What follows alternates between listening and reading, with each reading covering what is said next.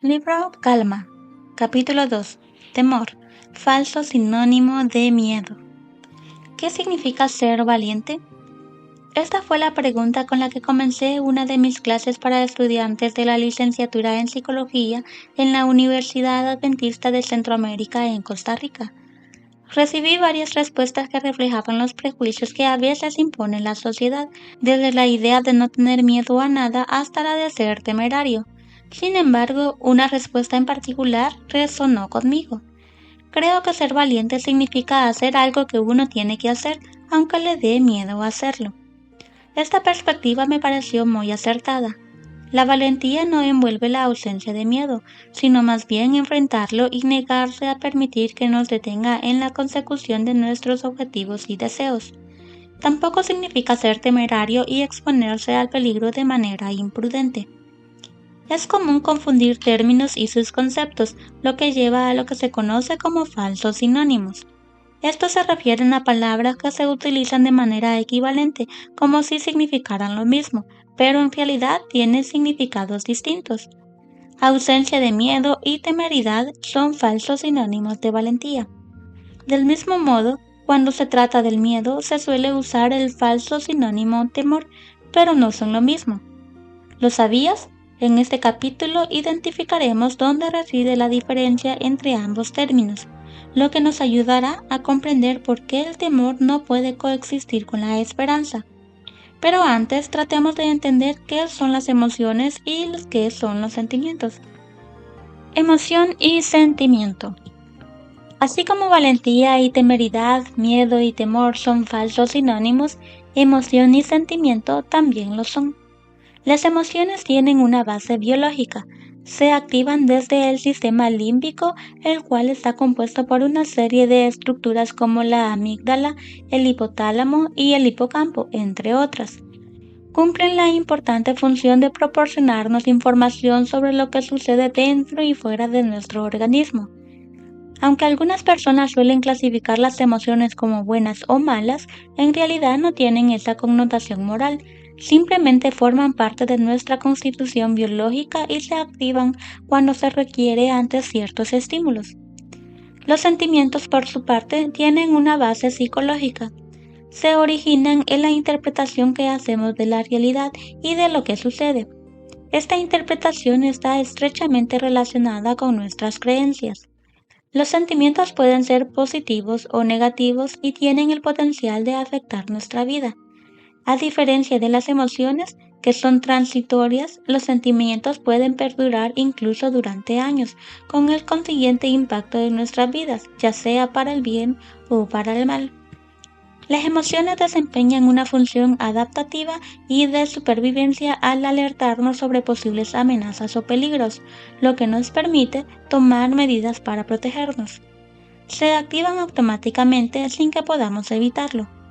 Algunas de estas emociones son desagradables, como el miedo o la tristeza, que probablemente preferiríamos evitarlas. Sin embargo, incluso estas emociones desagradables nos proporcionan información valiosa que podemos utilizar para tomar decisiones. El miedo, por ejemplo, nos alerta sobre el peligro y nos impulsa a tomar medidas para proteger nuestra integridad.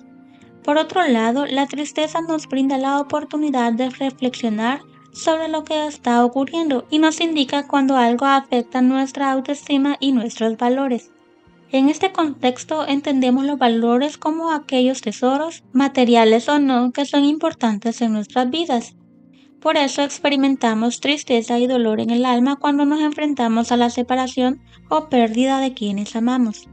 Estas mismas emociones nos ayudan a idear mejores formas de protegernos o de disfrutar la vida, así como a valorar la bendición de ser quienes somos y contar con la presencia de aquellos que nos aman y aceptan tal como somos. Según el biólogo Humberto Maturana, cuando tomamos conciencia de una emoción, ésta se convierte en un sentimiento dirigido hacia algo o alguien. Este proceso conlleva un ejercicio mental, una actividad psicológica en la que nos volvemos conscientes de qué estamos sintiendo, por qué lo sentimos y hacia quién va dirigida esa emoción. Por ende, los sentimientos poseen una estructura psicológica, ya que representan una síntesis de nuestras experiencias vividas, nuestros valores personales, nuestra moral y la interpretación que damos a los acontecimientos. Además, es preciso darles un sentido y un significado. Como se puede observar, una vez más el componente cognitivo desempeña un papel crucial. Dado que nuestras cogniciones influyen en nuestra esperanza, resulta clave fomentar sentimientos positivos para fortalecerla. Contraste entre emoción y sentimiento. Te daré un ejemplo que nos ayudará a contrastar la emoción con el sentimiento. Imagina que estás caminando por la calle y de repente alguien te saluda con entusiasmo, simpatía y una linda sonrisa.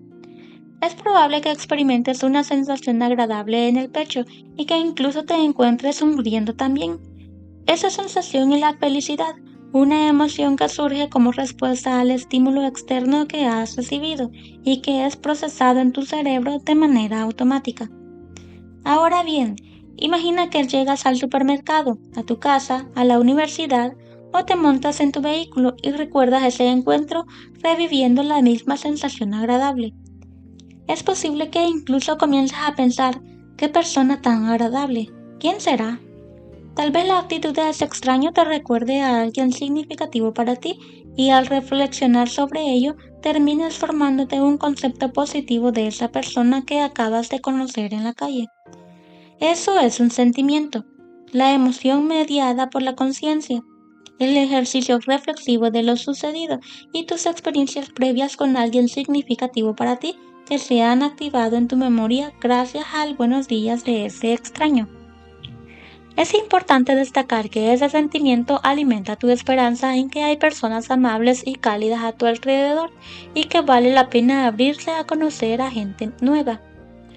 Ahora que hemos aclarado la diferencia entre emoción y sentimiento, vamos a explorar la comprensión de otros dos términos que a menudo se confunden: el miedo y el temor. Miedo contra temor. Comienzo por decirte que el miedo es una emoción. Por lo tanto, sentir miedo es una respuesta natural y automática que nos advierte sobre una amenaza, ya sea real o imaginaria. Su propósito es impulsarnos a tomar medidas para protegernos del peligro o, en su defecto, a actuar con precaución. Además, el miedo es una de las 6 emociones básicas que en conjunto desempeñan una función crucial relacionada con la supervivencia y la calidad de vida. Natalia Consuegra ha dado una excelente definición del miedo. Reacción normal ante un objeto o situación que representa un peligro real o percibido. Las reacciones de miedo incluyen sentimientos subjetivos de temor y nerviosismos, evitación del estímulo temido y actividad fisiológica como un incremento en la frecuencia cardíaca y respiratoria. Es una emoción inevitable y esencial que aumenta la energía en momentos de peligro y genera acciones de precaución y prudencia. En esta definición se describen tanto las reacciones fisiológicas como psicológicas del miedo y se introduce el término temor. Por otro lado, Lillian Whitman, al referirse al miedo, asegura que sea cual fuera la naturaleza del disparador, inmediatamente se activan las defensas en nuestro cuerpo-mente de forma automática. Y los sentimientos son los mismos para una situación real o imaginaria. Lo descrito por Whitman se refiere precisamente a la naturaleza biológica del miedo, la cual lo activa como un mecanismo de protección ante el peligro. El temor, por su parte, es un sentimiento que tiene un fuerte componente cognitivo, determinado por creencias, ideas y pensamientos. Surge a partir de experiencias previas y de cómo interpreto lo que sucede. En este punto es relevante recordar las indicaciones de Filipenses 4:8 sobre el tipo de pensamientos que necesitamos cultivar. Cuando nuestros pensamientos son negativos o catastróficos, los temores se intensifican. En contraste, si mantenemos pensamientos positivos y esperanzadores, podemos mantener el temor bajo control. A estas alturas resulta clave que respondamos la siguiente pregunta: ¿cómo se genera el temor? El temor se genera a partir del miedo. Todo comienza con un estímulo o acontecimiento que activa esa emoción, y tan pronto como la persona logra ponerse a salvo del peligro, la emoción desaparece. Sin embargo, cuando esa misma persona reflexiona sobre lo sucedido, combina ese acontecimiento con sus creencias, pensamientos e interpretación personal de la situación, lo que da lugar al desarrollo del temor. ¿Qué tal un ejemplo que nos ayude a comprender el proceso? Imagina que te han pedido hablar en público en un evento. Dedicas tiempo a preparar tu discurso, lo repasas varias veces para asegurarte de que esté bien elaborado y pides a un amigo que lo revise y te dé su opinión. Para él todo está perfecto. Finalmente llega el día del evento. Te has preparado con suficiente antelación, has elegido el atuendo adecuado y has llegado al lugar con media hora de anticipación para realizar pruebas de audio, iluminación y otros detalles. La ceremonia comienza y pasan los maestros de ceremonia, los músicos y los otros participantes que te preceden en el programa. De repente ocurre algo inesperado. Dos personas, una mujer y un hombre, se resbalan en la pasarela hacia el escenario y caen. En ese instante, tu corazón se acelera. Notas que te suda un poco la frente y te tiemblan las manos. Sientes miedo de resbalar y caer. Es natural, ya que desde tu asiento percibes el desfile como una amenaza en potencia hacia el escenario. A pesar del miedo, te levantas de tu asiento, caminas con toda la precaución posible, llegas al escenario, presentas tu discurso y todo sale tan bien como lo habías planeado desde el principio. La sudoración y el temblor en las manos desaparecen. Tu corazón vuelve a latir al ritmo habitual y te sientes feliz de que todo haya salido bien. Ya no hay miedo, ya que la amenaza ha desaparecido. Por la tarde, mientras conversas con algunas personas, surge el tema del incidente de las caídas. Alguien menciona que el piso tiene un desnivel y que no es la primera vez que alguien se cae al cruzar esa pasarela. Entonces comienzas a reflexionar. Dos personas se han caído hoy y antes otras también han experimentado lo mismo. El hecho de que el piso presente un desnivel sugiere que en cualquier momento podría ocurrirle lo mismo a otra persona. Caerse en un evento no es algo deseable. Además, existe la posibilidad de que alguien resulte herido o incluso que la ropa se rasgue, entre otras cosas. En ese momento comienzas a sentirte inquieto. Imagina lo que habría pasado si hubieras sido una de esas personas que resbalaron y cayeron. ¿Recuerdas momentos en los que te has caído o situaciones en las que te has sentido avergonzado, ridiculizado o triste? En resumen, el temor aparece. Aunque ya no hay una amenaza inmediata porque ya has cruzado la pasarela, sigas pensando en lo que pudo haber sucedido. Si mantienes una actitud negativa al recordar y te centras en las posibles consecuencias negativas como el peligro de caer, el sentimiento de angustia se intensificará. Cada vez que ves a alguien más subir al escenario te preguntas, ¿y si se cae? Incluso podría suceder que en otra ocasión en la que tengas que hablar en público, evoques lo sucedido aquel día y comiences a sentir temor. Puede ser en otro auditorio o incluso el mismo con el problema del desnivel en la pasarela ya corregido.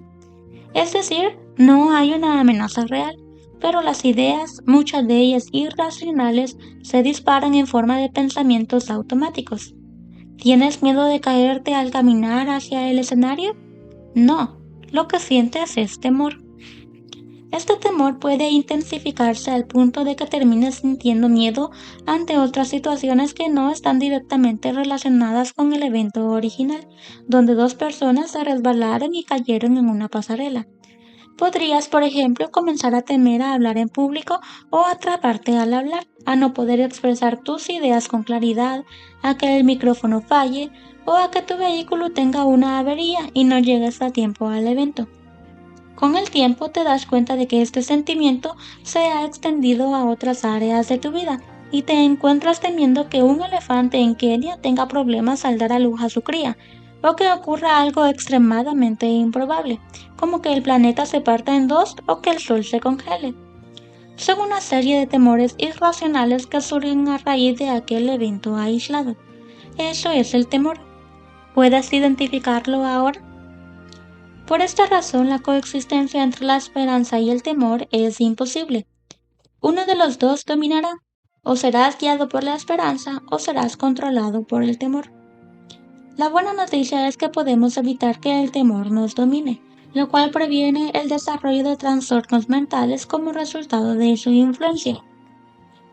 Es importante recordar que la esperanza tiene un componente espiritual que es la fe, y la Biblia sugiere que el temor no es justificable cuando nuestra fe está puesta en Dios. Se dice frecuentemente que la expresión "no temas" o alguna variante de ellas se repite 365 veces en la Biblia. Aunque no he averiguado personalmente este dato, no tengo dudas de que las Sagradas Escrituras contienen numerosas referencias a no temer. Incluso algunas de estas referencias se encuentran en medio de situaciones verdaderamente desafiantes que enfrentaban personajes bíblicos. Desde el punto de vista bíblico, parece ser posible vivir sin temor. De lo contrario, Dios nos estaría pidiendo algo imposible. ¿Qué significa ser valiente? Volvamos al inicio del capítulo a la definición del término valiente propuesta por uno de mis estudiantes de psicología. Ser valiente significa hacer algo que uno tiene que hacer, aunque le dé miedo hacerlo. Ahora consideremos el que quizás sea el versículo más famoso sobre el temor. Josué 1:9. Yo soy quien te manda que tengas valor y firmeza. No tengas miedo ni te desanimes porque yo, tu Señor y Dios, estaré contigo donde quiera que vayas. Me atrevo a proponer una versión ampliada de este versículo, teniendo en cuenta el miedo, el temor y la valentía. Mira, Josué, es comprensible que sientas miedo al enfrentarte a un ejército de hombres experimentados en la guerra y bien armados. Es natural, ya que son muchos, pero yo, el Señor de los ejércitos, estoy contigo y te daré la victoria. No serás tú quien los enfrente, sino yo. Y debes saber, Josué, que siempre salgo victorioso en las batallas, así que no temas, confía en mí. La valentía consiste en enfrentar el miedo sin darle cabida al temor, ni a esos pensamientos negativos que a menudo son irracionales o tóxicos. Esto es posible cuando nuestra esperanza está cimentada en una base segura, fiel e infalible, la fe en Dios, en quien siempre podemos confiar. Te invito a revisar tu botiquín de la esperanza y detectar si el temor se ha infiltrado en él. Si lo encuentras, es momento de reemplazarlo con fe, que otorga paz a la mente y nutre la esperanza. Es posible que en este punto te estés preguntando, ¿qué debo hacer con esos pensamientos que alimentan mis temores? ¿Cómo puedo eliminarlos? Aunque pueda parecer sorprendente, no es necesario librar una batalla para eliminar los pensamientos negativos, tóxicos o irracionales de tu mente. Lo que realmente necesitas es comprometerte con aquellos que fortalecen tu fe y alimentan tu esperanza. Son los pensamientos que el apóstol Pablo señaló en Filipenses 4:8, así como los propuestos en el capítulo anterior y todos los que te inspiran a vivir conforme a tus valores. Este principio es fundamental en la terapia de aceptación y compromiso, una fascinante terapia psicológica que mencioné en el capítulo anterior. La TAC se centra en incentivar y desarrollar un repertorio flexible de conductas que vayan encaminadas a conseguir los objetivos personales en función de los valores de la persona. Según esta terapia, el intento de evitar los eventos internos, pensamientos, emociones y sensaciones que generan malestar es lo que conduce al sufrimiento patológico. Es decir, el verdadero daño no proviene de los pensamientos negativos en sí, sino de la lucha constante por evitar su presencia en la mente. Las personas suelen luchar contra lo que no desean, lo que lleva a desviar su atención de lo que realmente quieren. Esto conduce a una paradoja. En lugar de dirigir tu energía hacia tus deseos, la enfocas en lo contrario. El gran problema aquí es que lo que captura nuestra atención tiende a crecer y fortalecerse. Por eso, en lugar de luchar contra el temor, luchas a favor de la fe. Si tu atención está en el temor, tus esfuerzos también lo estarán. En cambio, al centrarte en la fe, fortalecerás tu esperanza. En este punto entra en juego una estructura neurológica que puede ser tu aliada, el filtro reticular, también conocido como sistema reticular activador ascendente. Este sistema filtra la información innecesaria para mantenerla en la conciencia, dando prioridad a la información importante o preferida. Como resultado, tu atención se desplaza automáticamente hacia todo lo relacionado con esa información, lo que hace que esté más presente y activa en tu mente.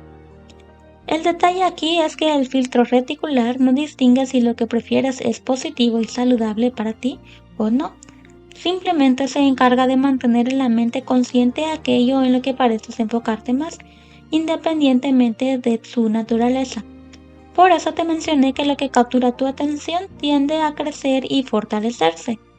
Entonces, si en lugar de luchar contra los pensamientos negativos, luchas a favor de la fe, tu filtro reticular interpretará que todo lo que fortalece tu fe es importante y necesario para ti. Esto guiará tu atención en esa dirección, debilitando así los pensamientos negativos que ahora están desatendidos. Como psicoterapeuta, he notado que muchos de mis pacientes tienen dificultades para lidiar con sus temores, pensamientos disfuncionales e ideas irracionales. Por eso suelo recurrir a una metáfora para explicarles la importancia de enfocarse en lo que desean en lugar de preocuparse por lo que no quieren. Imagina que vas a un gimnasio con el objetivo de desarrollar músculos y mantenerte en forma. Allí se trabaja todo el cuerpo de manera equilibrada. Unas veces las piernas, otros los brazos o la espalda. Sin embargo, un día decides concentrarte únicamente en entrenar el brazo dominante, descuidando el otro porque consideras que no es necesario fortalecerlo. Con el tiempo, ¿qué ocurrirá? Uno de tus brazos estará fuerte, musculoso y saludable, mientras que el otro se verá débil y flácido. Esta situación refleja lo que sucede con nuestros pensamientos. En lugar de luchar por eliminar los pensamientos negativos que serían equivalentes al brazo débil, centrémonos en aquellos pensamientos sanos que actúan como nuestro brazo dominante, impulsándonos hacia lo que valoramos y deseamos alcanzar. Con el tiempo los pensamientos negativos se debilitarán y los positivos se fortalecerán. Estos últimos, representados por nuestro brazo dominante, son los que necesitamos para que la fe prevalezca sobre el temor. Ahora que comprendes mejor este concepto y cómo se genera, es momento de presentarte a su sustituto, la fe, aunque recuerda que así como la luz no puede coexistir con la oscuridad, la esperanza tampoco puede convivir con el temor. ¿Cuál elegirías?